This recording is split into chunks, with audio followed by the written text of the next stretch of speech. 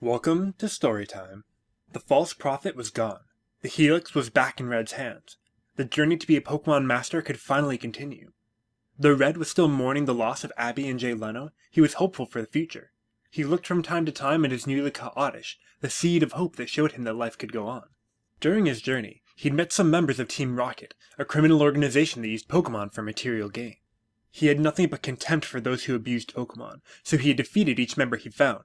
They, in turn, had grown a severe dislike for him, but more importantly, they had noticed him talking to the fossil that he always held. When Red went to the Celadon Game Center, he couldn't have known that it was a front for Team Rocket's illicit activities. He was jumped, and despite his best efforts, the Helix fossil was taken from him. Red watched in horror as the Rocket members opened a secret door and fled. He had only just gotten the Helix back after he had abandoned it, and now it was gone. Who knew what they would use its power for? Red was a failure. Perhaps this is all a mistake. Perhaps, he thought, it was time to end this, to go back to Pallet Town. As tears streamed down his face, he felt a wing on his back, a hand on his knee, a leaf brushing his cheeks. He opened his eyes to see his team embracing him. Suddenly, Red felt like even more of a fool. He despaired, forgetting that he wasn't alone. Team Rocket had made a massive mistake. They had left Red with his Pokemon. Red burst into their underground base, navigating the cold metal hallways, his heart filled with courage. He ruthlessly defeated all the Rocket members who crossed him, demanding to know the location of the Helix. None knew, but they all smiled as he passed them. They knew he was unlikely to survive the next challenge. In the center of the Rocket hideout was a massive sprawling labyrinth, with floor tiles that moved Red around against his will. With the high of his victories fueling him, Red ran headlong into the labyrinth, ready to face it. There was no way he could have known just what he was getting himself into. Each moving tile took him to a different part of the room. He easily lost his sense of direction, and soon he could not tell from which direction he had come and in which he needed to go. Red wandered aimlessly. The featureless gray walls all melted together, the twists and turns leading him on endlessly. Red's pace slowed, his legs ached, and he broke into a cold sweat. How long had he been in the labyrinth? The stark fluorescent lights that were piercing his eyes made it impossible to know what time it was outside. Had it been minutes? Hours? Days? Time lost all meaning as Red continued to move fruitlessly around. He turned around occasionally, feeling as if he was being watched. Was someone following him? He was too exhausted to worry. As time wore on, Red felt as if he were losing his own sense of self, as if the sliding panels were wiping away his own idea of who he was. What was he even doing here? He could barely remember anymore. Sometimes he would lie next to the frigid walls and sleep fitfully. He would awake, neck sore, panicking for a moment as he realized he wasn't holding the Helix, then recalling that it had been taken. Remembering that he was here to get it back, he would continue on. Finally, though, Red collapsed. He could go on no longer. The labyrinth had taken everything from him. He lay on the ground, staring into the bright lights of the ceiling and slowly letting the white overtake his vision. Was he going to die here? No. Not without the Helix. He struggled to get back up, his body giving out beneath him. He would make it. He had to. Red had finally stood up when he looked down the hallway and saw Flareon's black eyes staring at him. The false prophet had followed him down here. You should have chosen order, it told him calmly. You had a chance and you gave it up. I would have led you to the Pokemon League. I would have vanquished your enemies in fields of flame. Now you have lost the Helix. You are no longer protected. You are alone, and you will die alone. Flareon released a jet of fire at Red, who was too weak to move out of the way. He shut his eyes tightly and awaited the strike, but it did not come.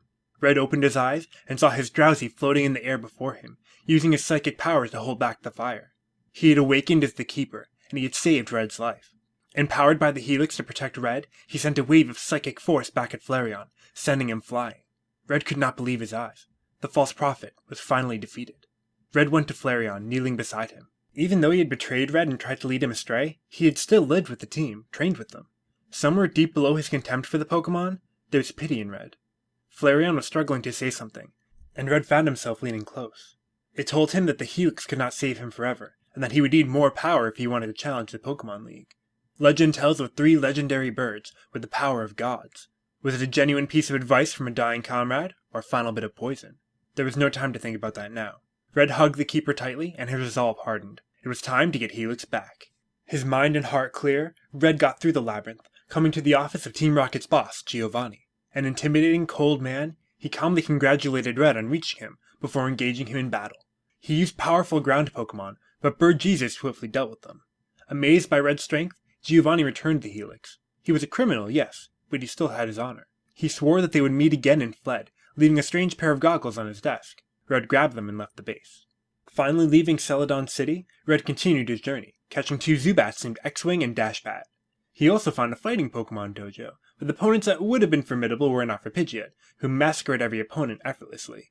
Red was amazed at how strong he had gotten, and gave him the new name Abba, for he could chase the shadows away and take Red through the darkness to the break of the day.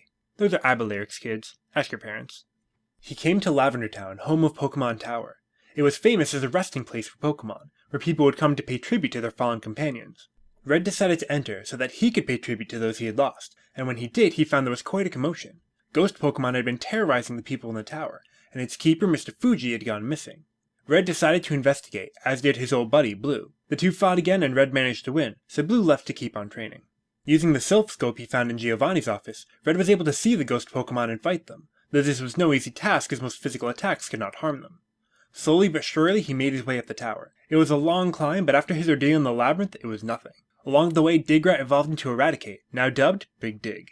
Red even managed to catch one of the ghost Pokemon, naming it Rick Ghastly. At the top he found the ghost of a Marowak, slain in front of its child by Team Rocket and seeking revenge. Red managed to calm it down, and promised to take them out. In the top room he found the Team Rocket members, and after defeating them he rescued Mr. Fuji, who gave him the Pokeflute, which could wake any sleeping Pokemon. On his way to Fuchsia City, Red encountered a Snorlax, blocking the path in its slumber. Red woke him with the Pokeflute, and thought of catching it but felt bad interrupting its sleep and ran away. Soon after, Oddish evolved into Gloom, now nicknamed Cabbage. Finally, they reached the next Pokemon gym headed by Koga, a fierce ninja-fused Poison-type Pokemon. Red put up a fight, but in the end he lost. After some more training, Dux and Bird Jesus showed their avian power in the rematch and came out on top. Abby gained a new skill in Mirror Move. He can now reflect attacks back at enemy Pokemon. The Helix continued to provide its first chosen with more and more power. Fuchsia City's other main attraction was a Safari Zone, a wide area full of exotic Pokemon that could not be found anywhere else in Kanto. The Helix guided Red inside, where he spent hours gleefully going on a Pokemon catching spree, netting himself 5 Venonats, 5 Nidorans, a Rhyhorn, a Paras, an Execute, and an all-terrain Venomoth. The Helix, as always, urged Red to go in various directions seemingly at random, but as he was only allowed a set number of steps before he had to pay again, it was difficult to get further inside. Though Red had long since seen the error in Flareon's false order, he asked the Helix if he could choose his path just this once. The Helix obliged, telling Red it believed in him as much as he believed in it. Going in as far as he could, Red found the HM Surf, allowing him to teach a Pokemon to take them across the sea. Red remembered that Helix wanted to go to Sanibor Island. He wondered if it knew that Surf was here, and that Red would have to go off the chosen path to find it. There was still so much about the Helix he didn't know. His next destination was Saffron City, home to the Silph Company building. As luck would have it, of course, it had been taken over by Team Rocket. Irritated that they could not seem to take a hint, Red decided to forcibly evict them. He rampaged through the building, saving Silph employees, one of whom thanked him with a Lapras named Air Jordan. He encountered both Blue and Giovanni once more, but Red was able to overcome both. The Silph Company president was grateful to Red for the assistance, and offered him something few would ever see, the Master Ball. It was capable of capturing any Pokemon without fail, and Red didn't want to take such a precious item, but the president insisted. He said that Red should save it for a special occasion, because it gave him a guaranteed catch, even of a Pokemon much stronger than he could handle. It could even capture one of the legendary birds. It was the second time someone had mentioned them to Red. Could they really be that powerful?